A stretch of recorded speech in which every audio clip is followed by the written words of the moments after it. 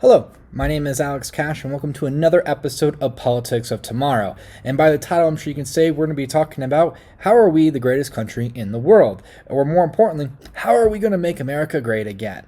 And I've got to be honest with you, I've had a hard time figuring out how are we the number one country in the world? How are we the leaders? There were three categories I was able to find, don't get me wrong, but they don't seem that important to me because I wanted to figure out where we actually ranked. And when I was going through this research, I have to say, man, some of these rankings are kind of blowing my mind and kind of make sense of where we are today. Now, how does the United States rank? Well, here we go. We were ranked number 11th in education. That breaks down 38th in math, 19th in science, and 7th in overall literacy. We're 37th in our healthcare system, which I guess that shouldn't come to a surprise, especially with how things have been reacting. We're 26th in life expectancy, 29th in infant mortality, number 6 in median income, number 6 in national debt, number 19 in overall happiness, number 2 in exports, number 2 in renewable energy, number 4 in labor force, and it comes down to where are we the leaders. Now, first, we are number 1 in incarcerated people per capita. That's insane to me. That's depressing to me. Number 1 in defense spending. And when it comes to those rankings, the next 26 countries combined don't even come close to us, but 25 of those are allies of ours. So I've got to think, man, I'm sure there's plenty of other uses for our military and for that money. But first, I want you to know the third thing that we lead the world in, and that's we are number 1 at believing that angels are real. Now it comes down to how does tomorrow need to look? How do we, come up with these solutions to become the number 1 country in the world? And the first step with any problem is recognizing that there is one. And the first thing I have to look at is our military efforts. Where can we divert that, especially in a time like today? And I have to think of one particular big effort that our current president's made is that damn wall that's in the south side of our border, which I'm sure you guys remember. He thought that Colorado is where we're going to be building that wall, which obviously he was way off on. Now, this wall where we spent so much money, so much effort, so much just labor time and so much investment into this, is that wall, part of that wall got knocked down by the hurricane that came and hit Texas over the weekend. And so the first thing that I think that we need to do, especially in this world, is stop being the world's police. If we can't manage our own, if we can't be our own prideful country, if we can't be the number 1 in all these other categories, then we need to stop telling people what to do. It's ridiculous that we even think that we can become the police of the country. But now I'm thinking of what happened in the last 4 years, because I got inspired with politics, as a lot of you have, is with when Obama ran in 2008. It was one of the most inspiring moments of my life. There were so many different things I'm sure I'll talk about eventually, but there was a lot of progress made as a society. How do we view people of color? How do we view people with different sexualities? How do we view people in general? And I felt like in the 8 years that President Obama was in office, we made great strides. We had huge movements come through. We've had huge pieces of law and legislation, and we've had huge rulings in the Supreme Court that has made huge progress within equal rights between women, equal rights of people of color, and equal rights of people with different sexualities. Like myself, I have to be able to stand and be like, man, as a gay individual in this country, I need to feel comfortable being able to walk around. But in the last 4 years, I've noticed a huge culture shift, because not only were we making so much lack of progress, and then I think in the last few months even, of how much of racism we're seeing, how much of these white class privilege that we are seeing. It's depressing, it saddens me, and more of those people are coming from the woodworks and coming out of believing that being in the white and being male or being a white female is more important than whatever anyone else can be, because I don't know why, that we're the chosen ones. And that's ridiculous, because if there's anything chosen about us is that we are the idiots.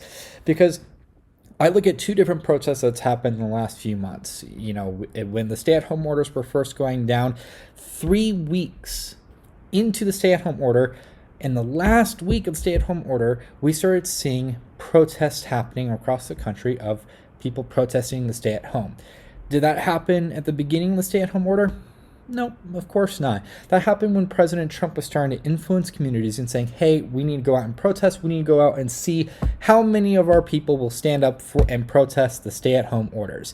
And which I'm sure we all know, it drew very small crowds, very little media attention, and most importantly, it drew no police into those protests. 0 police presence. What was the use of those protests? No clue. I think it was really just the Republicans seeing how active their base is, which found out to be pretty darn dismal. And then the Black Lives Matter movement has come into play. What was the big difference between these, besides obviously a huge amount of people showing up and obviously a very liberal base being active in our community, is there's huge police involvement. It goes unspoken of how unacceptable this is. It goes unspoken of how racist this is. We're seeing cities and states creating new policy, which is phenomenal, but the long-term effects comes from our society. Now, I have to ask, because I know I've gotten a few Republicans and a few conservative minds not to like these videos, but what's wrong with having equal rights? What's wrong with gay people being able to marry? What's wrong with people who are a different skin color to you that have the same opportunities and freedoms that you do? What's wrong with people earning the same wage? Why is it so important to you that other people have so many freedoms or why is it so important to you that all these other races, all these other sexualities, all these other people who look different than you, why is it so important to you that their life is so much and significantly worse than yours? I don't get it. The idea of people who are white, the people who are white and in power need to be able to infringe on other people's lives is disgusting to me. And it goes beyond that. Those very same people created the major issues that we face today of a horrible healthcare system, a massive amount of debt, that we're seeing an education system that is flawed and is bringing out people who are undereducated and underqualified for today's workforce. Now, I have to say, those people, you created the problems that we are going to face. You created the environmental disaster. You created all these other issues that we have to now solve. Now, I have to ask, if you created those problems, step aside and let us solve it.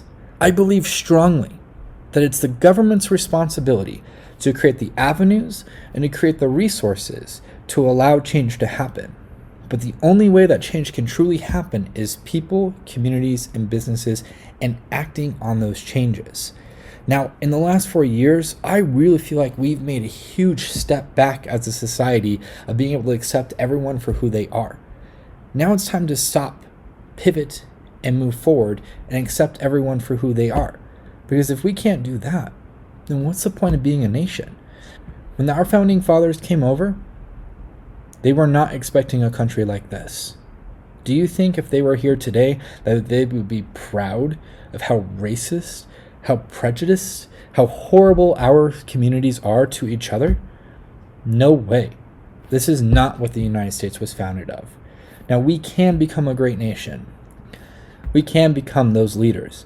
And when we see those rankings, going from the 30s, the 20s, the teens, into those 1s and 2s, being able to create a positive impact of our communities, be able to create a positive impact on our world, then by all means, go out and stretch and be the leaders of the world. Go be the people who create peace in this world. But until then, I have to say, we have no business in being in any other country and telling them what to do until we fix what's wrong here.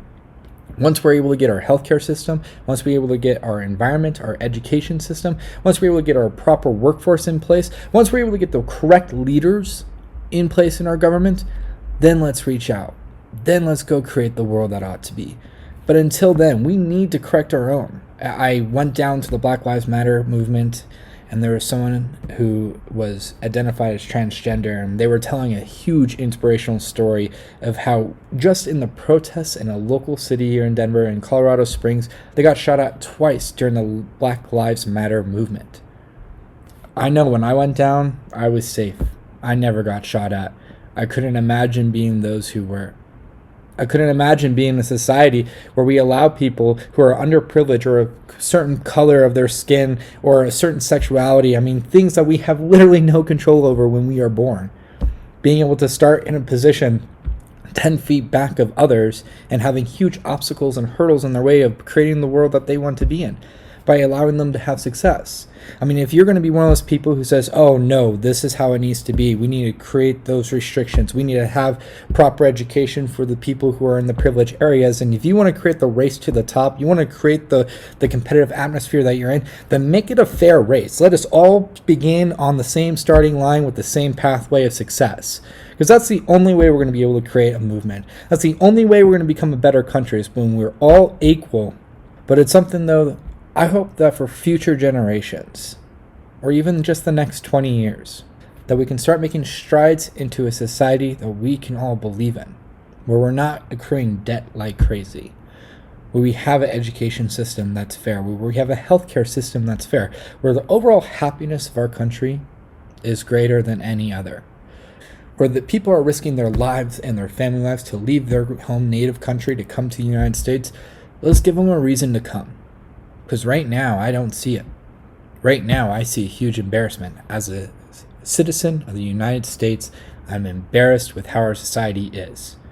When you look at the major movements that's happened in our country, it's when we become the most peaceful that change actually happens. What I would love to see with the continuing movement of Black Lives Matter is creating action.